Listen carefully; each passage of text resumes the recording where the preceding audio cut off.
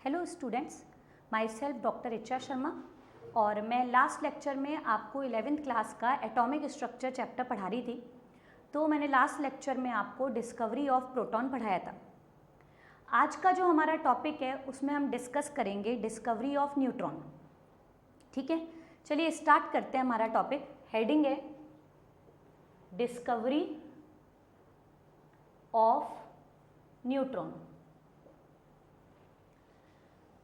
Neutron की discovery करी थी चैडविक साइंटिस्ट ने।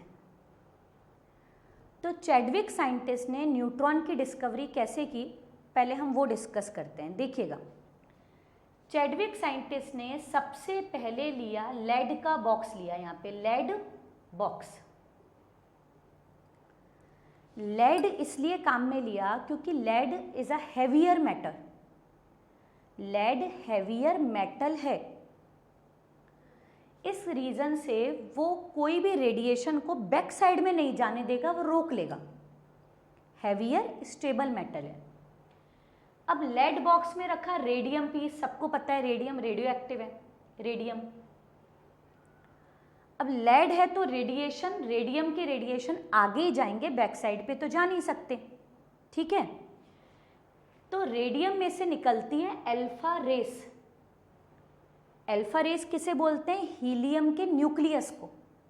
ठीक है, आप सबको पता है हीलियम पीरियोडिक टेबल में 2 नंबर पे आता है। 2 प्रोटॉन है, इसमें 2 न्यूट्रॉन है और इलेक्ट्रॉन हम नहीं बात कर रहे क्योंकि हम तो हीलियम का न्यूक्लियस की बात कर रहे हैं, न्यूट्रॉन और प्रोटॉन। तो हीलियम पीरियोडिक टेबल में 2 नंबर पे आता है एटॉमिक नंबर और उसका मास कितना है? 4। ठीक है, अब चैडविक साइंटिस्ट ने इन अल्फा रेस, केमिस्ट्री में क्या पार्टिकल के टकराने को अपन कोलिजन की बजाय बम्बार्डिंग बोल देते हैं, पार्टिकल टकरा रहे हैं। तो अल्फा रेस की बम्बार्डिंग उन्होंने कराई बेरिलियम, बोरॉन और एल्यूमिनियम। उन्होंने तीनों लेके एक्सपेरिमेंट करे थे चैडविक साइंटिस्ट ने। तो हम बेरिलियम यूज कर लेते हैं। तो उन्होंने अल्फा रेस की बम्बार्डिंग बेरिलियम एटम पर करवाई। बेरिलियम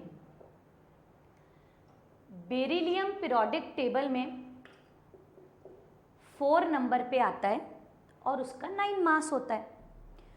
तो चैडविक साइंटिस्ट ने क्या देखा कि जैसे ही अल्फा रेस बेरिलियम पे बम्बार्डिंग करती हैं, बेरिलियम में से कुछ पार्टिकल निकल के बाहर आ गए। जब इन पार्टिकल पर इलेक्ट्रिक फील्ड लगाई पॉजिटिव और नेगेटिव, तो ना तो ये पार्टिकल प्लस के पास अट्रैक्ट हुए ना माइनस के पास। It means these particle are neutral. मैंने आपको बताया था चार्ज नीचे लिखते हैं, इसका मतलब ये पार्टिकल न्यूट्रल है। यदि ये पॉजिटिव होते तो नेगेटिव के पास अट्रैक्ट हो जाते, नेगेटिव होते तो पॉजिटिव के पास चले जाते। ये कहीं भी डेविएट नहीं हो रहे, it means it is neutral. हाँ, लेकिन जब ये पार्टिकल मास डिटेक्टर में गए तो मास डिटेक्टर में नीडल आगे चली गई। It means these particle have मास। बाद में पता पड़ा कि इन पार्टिकल का मास प्रोटॉन के ही इक्वल है।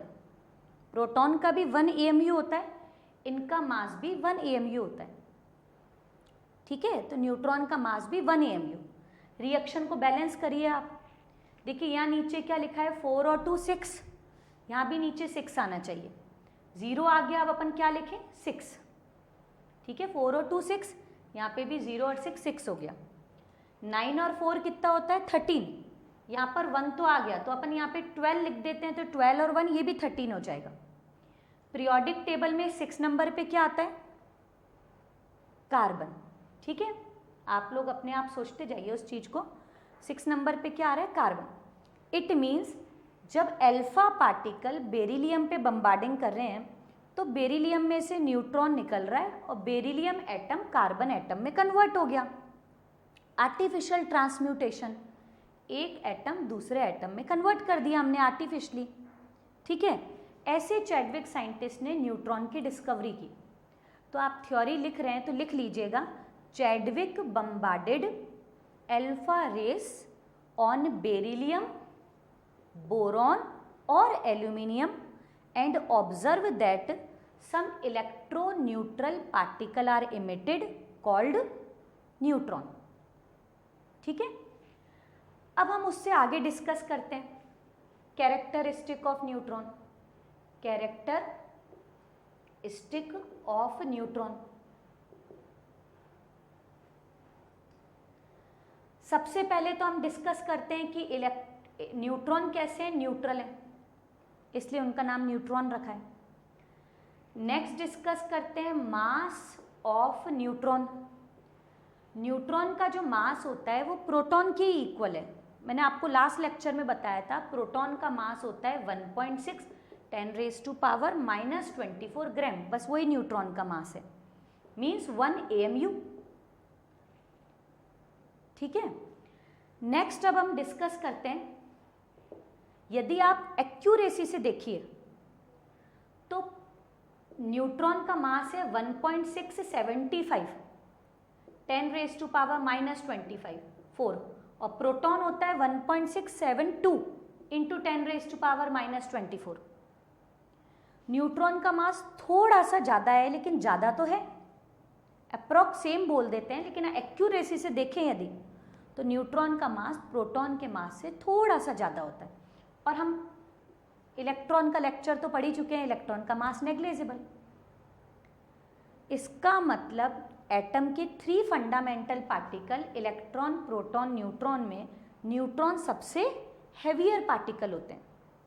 सबसे हैवी पार्टिकल न्यूट्रॉन है, प्रोटॉन कम और इलेक्ट्रॉन का मास तो नेग्लिजिबल होता है। ठीक है, तो लिख लीजिएगा neutron is heavier particle, neutron is heavier then in 3 fundamental particle. और लास्ट पॉइंट देखिए, एटम में इलेक्ट्रॉन प्रोटॉन जो होते हैं वो स्टेबल है, but neutron is unstable particle. Neutron एक अनस्टेबल पार्टिकल है। जब न्यूट्रॉन डिके होता है तो ये इलेक्ट्रॉन और प्रोटॉन बनाता है, इलेक्ट्रॉन प्रोटॉन फिर कंबाइन होते हैं तो न्यूट्रॉन बन जाता है। न्यूट्रॉन एक अनस्टेबल पार्टिकल है, ये ब्रेक डाउन होकर इलेक्ट्रॉन प्रोटॉन बनाएगा। रिएक्शन बैलेंस है, देख लीजिए आप, यहाँ भी 0 है, यहाँ भी -1 + 1 0, यहाँ पर भी 1 आ रहा है, यहाँ पे भी 0 और 1 1 आ रहा है। मान लीजिए ये एटम है, ये पार्टिकल है, डेफिनेटली इसमें एटम है ही, एटम में न्यूट्रॉन भी जरूर होंगे। मान लीजिए इस पेन में 100 ग्राम न्यूट्रॉन है, 100 ग्राम न्यूट्रॉन है, तो 100 ग्राम को 50 ग्राम होने में 20 मिनट लगेगा। 20 मिनट में इसके न्यूट्रॉन हाफ रह जाएंगे। 50 से 25 फिर हाफ होने में इसको कितना टाइम लगेगा, 20 मिनट। 25 से 12.5 होने में कितना टाइम लगेगा, 20 मिनट। हर 20 मिनट में वो हाफ होते जाएंगे। न्यूट्रॉन की हाफ लाइफ 20 मिनट होती है, हाफ लाइफ, हाफ होने में इतना टाइम लगेगा। ठीक है, यानी न्यूट्रॉन हर 20 मिनट में, इस पेन में जितने भी न्यूट्रॉन होंगे हर 20 मिनट में वो हाफ हो रहे हैं, वो डिके होके इलेक्ट्रॉन प्रोटॉन बना रहे हैं, लेकिन दोबारा बनते भी तो जा रहे हैं। इलेक्ट्रॉन प्रोटॉन कंबाइन होके फिर न्यूट्रॉन बना लेते हैं। ठीक है, तो याद रखिएगा आप लोग कि इलेक्ट्रॉन प्रोटॉन एटम के स्टेबल पार्टिकल है and neutron is unstable particle. ठीक है, तो मैंने आज के लेक्चर में आपको डिस्कवरी ऑफ न्यूट्रॉन पढ़ा दिया है। आई होप आपको अच्छे से समझ में आया होगा। अब जो नेक्स्ट लेक्चर होगा, क्योंकि हम इलेक्ट्रॉन, प्रोटॉन, न्यूट्रॉन पढ़ चुके हैं, तो जो भी नेक्स्ट लेक्चर होगा उसमें मैं आपको इलेक्ट्रॉन, प्रोटॉन, न्यूट्रॉन से रिलेटेड कुछ और पॉइंट अपन डिस्कस करेंगे। आइसोटोप, आइसोबार क्या होते हैं, एटॉमिक मास क्या है, वो हम डिस्कस करेंगे नेक्स्ट लेक्चर में। Thanks for watching.